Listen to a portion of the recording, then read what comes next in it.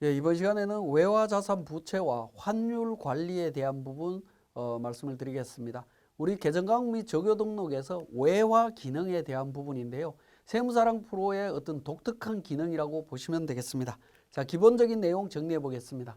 현행 관리의 문제점과 해결 방안이라고 이렇게 이제 정리를 해봤는데, 현재 같은 경우에 회계 관리 방식은 외화를 원화로 환산한 후에 원화로만 관리가 되고 있다라는 겁니다. 원화로만 관리되고 있습니다.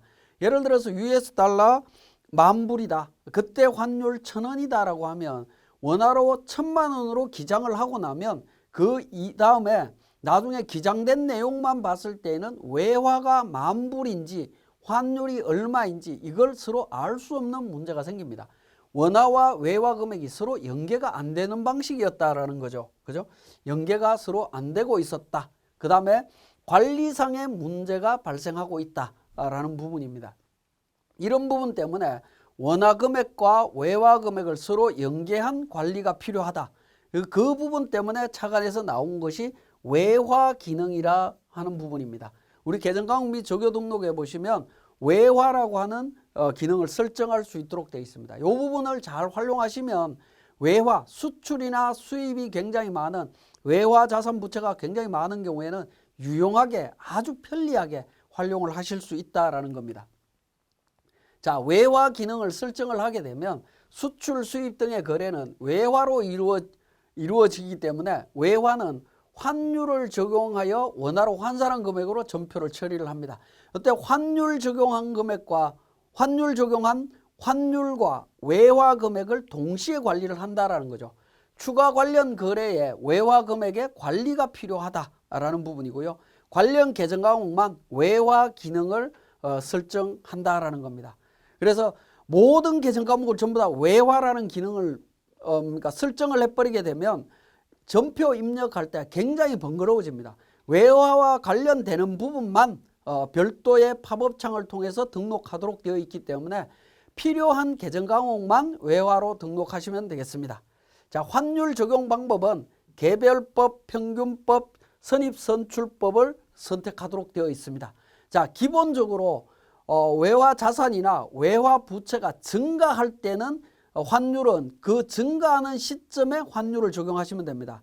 그런데 외화 자산이나 부채가 감소할 때는 우리 재고 자산을 매입했다가 매출을 하게 되면 어떻게 되죠? 선입선출법, 후위선출법, 평균법 뭐 여러 가지 방법으로 원가를 계산하듯이 환율도 마찬가지로 관련되는 외화 자산이 증가할 때는 증가하는 시점에 환율을 적용을 하고요. 감소할 때는 선입선출법 방식대로 하도록 되어 있습니다. 기본적으로 선입선출법이고요. 선입선출법 방법으로 하기가 힘들고 평균법을 적용해 왔다면 평균법을 적용해서 회계 처리하도록 되어 있습니다. 그렇지만 우리는 선입선출법을 우리 세무사랑 프로에서 지원을 해주고 있기 때문에 그 부분을 적용할 수 있습니다. 그런데 외화 기능을 쓰지 않으면 선입선출법이나 평균법을 적용하기가 현실적으로 거의 불가능하다라는 겁니다. 그래서 제대로 관리를 하시려면 외화라는 기능을 통해서 정리를 하셔야 되겠습니다. 자, 외화로 설정된 계정 과목은 전표 입력 시에 외화 종류별로 환율을 적용한다. 그래서 외화 종류별 금액과 환율 정보를 등록한다라는 겁니다. 이렇게 등록이 되어 있기 때문에 추후에 우리가 그러니까 전표 내용을 확인을 하면 외화 금액과 환율 정보 전부 다 관리가 되고요. 그리고 그 환율 정보가 관리가 되기 때문에 선입선출법이나 평균법이나 이런 부분을 통해서 자동으로 환율이 적용이 된다라는 겁니다. 자, 적용 환율은 기준 환율이나 재정 환율로 하게 됩니다. 자, 기준 환율이라고 하는 부분은 US 달러 대 원화 환율입니다. 1달러에 1,000원이다라고 하는 환율이 기준 환율이고요. 재정 환율은 US 달러 이외의 통화, 엔화, 위안화, 유로화 이런 부분과 원화로 표시되어 있는 부분이 있죠. 이 부분은 전부 다 재정 환율이라고 이야기를 하는데 기준 환율이나 재정 환율은 전부 동일한 개념으로 이해를 하시면 되겠습니다.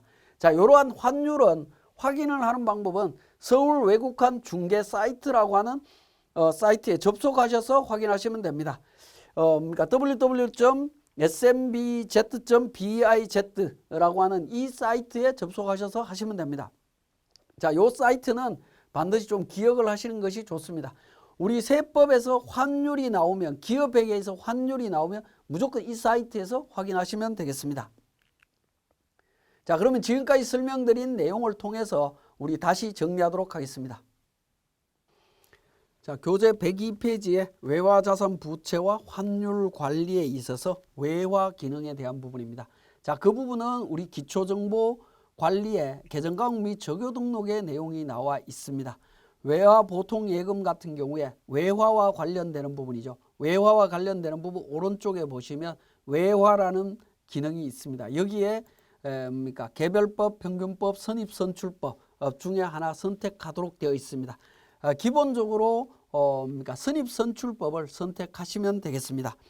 외화와 관련되는 부분은 이렇게 정리를 하시면 됩니다. 자, 외상매출금 중에 외화 외상매출금 우리 선택을 했었죠.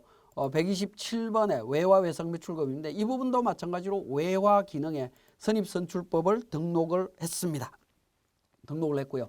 그래서 관련되는 계정 과목만 외화 기능을 등록을 해주시면 되겠습니다. 필요한 계정 과목만 처리하시면 되겠고요. 자, 기본적으로 이 외화라는 기능을 사용하는 방법에 대한 부분을 한번 보도록 하겠습니다.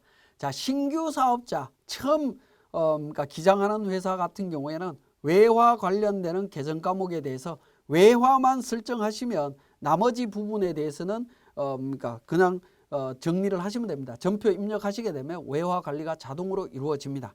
그런데 계속 사업자의 경우에 기존 방식대로 관리를 해오던 사업자가 우리 세무사랑 프로에서 외화라는 기능을 사용하겠다라고 하실 때에는 외화 관련 계정 과목에 대해서 외화를 설정을 하셔야 되고요.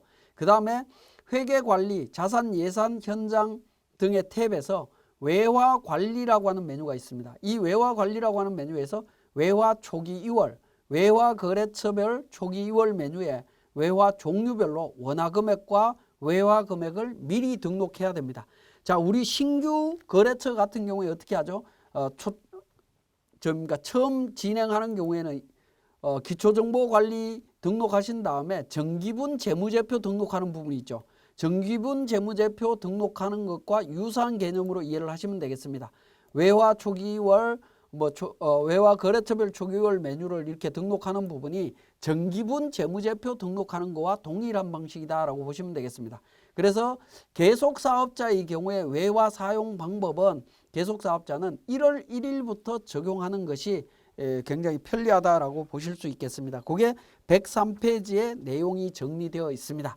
자, 그러면 우리 구체적으로 외화를 계정과목 및 적요 등록에서 필요한 계정과목 설정을 했습니다. 설정을 했고 세무사랑 프로에서 보시면 자, 계속 사업자라고 가정을 하고 내용을 보도록 하겠습니다. 회계관리에 재무회계 탭 옆에 자산, 예산, 현장 등이라고 하는 탭 두 번째 탭으로 가게 되면 하단 부분에 두 번째 외화관리라고 하는 부분이 있죠. 외화관리라고 하는 부분에 외화 환율 등록이라고 하는 메뉴가 있는데 환율 등록은 신경을 안 쓰셔도 됩니다. 일자별로 이렇게 등록을 해야 되는 부분인데 여기에서 등록하지 않고 우리는 개별 환율을 확인하시면 되겠습니다. 자, 그 다음에 외화관리 밑에 두 번째 있는 외화 기초 이월이 되겠습니다. 외화 기초 이월 관련해서 기초 정보를 등록하는 부분인데 105페이지에 우리 사례 연습을 통해서 보도록 하겠습니다. 자, 불러오기를 통해서 자료를 외화 초기 이월은 불러오기를 통해서 정리를 하시면 됩니다. 자, 불러오기를 눌러서 외화 자료를 불러오시면 되는데 이 외화 자료는 불러오기를 통해서 불러올 때는 우리 계정과목 및 적요 등록에서 외화로 등록된 계정과목만 자료가 반영이 된다라고 보시면 되겠네요. 자, 외화 보통예금 615만 원이 재무상태표상에 금액이 있습니다. 자, 우리 자료에 보시면 외화 보통예금은 어떻게 되어 있습니까? 별별 은행을 통해 갖고 US 달러와 유로화로 구성이 되어 있죠. 그래서 유로화 1000유로 원화 금액 1150만 원이고요. 115만 원이고요. US 달러 5,000불이고 500만 원입니다. 그래서 외화 금액과 원화 금액을 기초 자료를 등록을 합니다. 자, 코드에 있는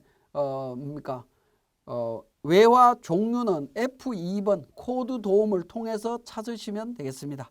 자, 외화 외상 매출금도 자료에 나와 있습니다. 외화 외상 매출금 거래처는 두 군데입니다. 그죠? 거래처는 두 군데지만 거래처와 상관없이 외화 초기 2월은 외화 종류별로만 등록을 합니다. 종류별로 US 달러 두 거래처에 15,000불이고요. 1,490만 원입니다. 원화 기장 금액이. 자, 외화 외상 매입금 관련되는 부분 US 달러고 7,000불이고요. 735만 원입니다. 초기 2월 등록을 했습니다. 자, 두 번째 등록을 하도록 하겠습니다. 외화 거래처별 초기 2월 내용이 되겠습니다. 자, 외화 거래처별 관련되는 부분도 마찬가지로 F4 불러오기를 통해서 외화 초기 2월에서 자료 불러옵니다. 예라고 눌러서 자료를 반영을 합니다. 그러면 외화 보통 예금과 관련해서 유로화와 US 달러 관련되는 정보를 확인하실 수가 있겠죠. 자, 이 부분에 대한 정보를 그러니까 거래처별로 다시 등록을 합니다. 별별 은행 F2번을 통해 갖고 그러니까 별별 은행 찾아서 거래처를 등록합니다. 외화 금액 1,000유로고요. 환율 1,150원으로 해서 원화 금액으로 해서 정리를 하게 됩니다. 자, 유로화와 관련되는 외화 금액, 외화 차이 금액, 원화 차이가 없도록 제로가 나오도록 정리해서 등록하시면 되겠습니다. 자, 104번에 있는 외화 보통예금 US 달러와 관련되는 부분이죠. 이 부분도 마찬가지로 별별 은행 건이고요. 5,000달러에 환율 1,000원 해서 500만 원이 되겠습니다. 그래서 차이가 없도록 등록을 했습니다. 127번 마찬가지입니다.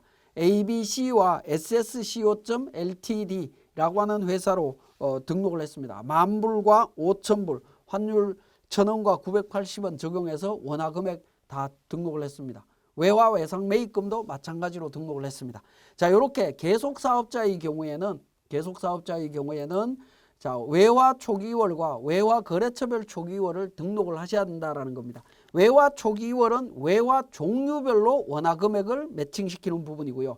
외화 거래처별 초기월은 등록된 외화 종류별로 거래처 부분을 등록하는 과정이다라고 보시면 되겠습니다. 자, 그러면 이제 105페이지에 있는 연도중 거래 내역을 입력을 해 보겠습니다. 회계관리에 재무회계에 일반 전표 입력으로 갑니다. 자, 일반 전표 입력은 제가 여러분들한테 설명을 안 드렸기 때문에 여러분들이 입력하시는 부분은 그냥 지켜만 보시면 되겠습니다. 추후에 일반 전표 입력에 대한 자세한 부분은 추후에 설명을 드릴 거기 때문에 외화와 관련되는 부분이 이렇게 등록이 되는구나 하는 정도만 기억하시면 되겠습니다. 자, 1월 15일 날 그러니까 ABC LTD의 외화 외상 매출금 5,000달러가 별별 계좌에 입금이 되었다. 환율 1,050원이다 라는 겁니다. 자, 그러면 기본적으로 외화 외상 매입금이 줄어들었죠. 대변에서 외화 외상 매입금 외상 매출금 127번입니다. 자, 외화 계정이 설정이 되어 있는 부분은 계정 과목을 입력을 하면 외화 정보라고 하는 팝업 창이 뜹니다. 여기에 이제 외화 종류를 등록을 해야 되겠죠. 외화 코드는 US 달러입니다. 그래서 미국이라고 해서 US 달러 찾아서 등록을 합니다. 거래처는 그러니까 별별 ABC 거래처입니다. 말풍선을 눌러서 ABC 106번 거래처 등록이 되어 있습니다. 확인 눌러주시고요. 외화 금액 5,000달러 환율 1,000원입니다. 자, 관련되는 자산이 감소할 때는 환율은 선입선출법으로 자동으로 반영이 됩니다. 자동으로 반영이 된다는 사실. 관련되는 외화 자산이나 외화 부채가 감소될 때는 선입선출법. 우리가 외화 계정과목 조교 등록에서 외화를 등록할 때 선입선출법으로 등록했기 때문에 선입선출법 기준으로 자동으로 반영이 된다라고 보시면 되겠습니다. 조교는 필요한 조교 등록하시면 되겠습니다. 등록 다 했다라고 하면 확인 버튼을 통해서 진행을 합니다. 조교를 별도로 등록하지 않으면 통화코드, 외화 금액 관련되는 부분으로 자동으로 반영이 됩니다. 자, 3번에 차변 계정의 보통예금이죠. 외화 보통예금이 되겠습니다. 외화 보통예금은 104번이죠. 104번 US 달러고요. 통화코드는 앞에 등록했던 내용이 그대로 오는 부분입니다. 자, 거래처는 별별은행입니다. 별별은행이고요. 외화 금액 5,000불이 되겠습니다. 자, 환율은 개별법으로 해서 주어진 증가할 때는 증가하는 날의 환율을 그대로 적용하시면 됩니다. 우린 1,050원이라고 자료가 주어져 있죠. 1,050원 해서 확인 버튼을 통해서 정리를 합니다. 자, 그러면 이제 그 나머지 차액에 대해서 25만 원에 대해서 외환 차익이 나오는 부분이죠. 대변에서 외환 차익이라고 해서 계정 과목 찾아서 등록을 하시면 됩니다. 자, 이렇게 이제 정리가 되는 부분이 되겠습니다. 두 번째, 1월 30날 사무용 가구 소모품비라고 가정을 하겠습니다. 1,100원에 구입을 했습니다. 환율 1,100원이고 계좌 3,000불을 출금해서 했습니다. 자, 그러면 자 보십시오. 대변에서 외화 보통 예금이 감소를 합니다. 자, US 달러로 감소했고요. 은행은 별별 은행이죠. 별별 은행 찾아서 등록을 하고 외화 금액 3,000불입니다. 3,000불. 환율은 자동으로 선입선출법으로 자동으로 계산이 됩니다. 자동으로 계산이 되고요. 자, 차변에 이제 소모품비 830번으로 제가 처리를 하겠습니다. 소모품비로 이렇게 사무용 가구 구입해서 정리를 했습니다.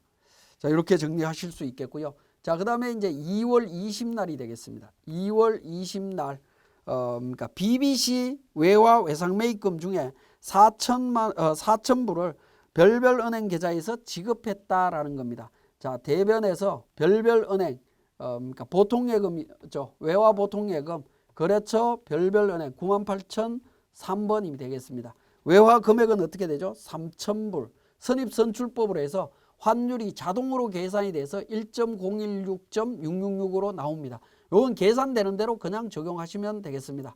자, 확인 정리하시고요. 자, 차변에서 외화 외상 매입금이죠. 외화 외상 매입금 관련되는 계정 과목이 274번에 등록이 되어 있습니다. 자, 외화 외상 매입금도 외화 설정이 되어 있기 때문에 외화 정보창이 뜹니다. US 달러고요. 거래처는 BBC로 되어 있습니다. 말풍선 눌러서 BBC 찾으시면 되겠습니다. 105번이고요. 확인 버튼 들어갑니다. 자, 외화 금액은 4,000불이고요.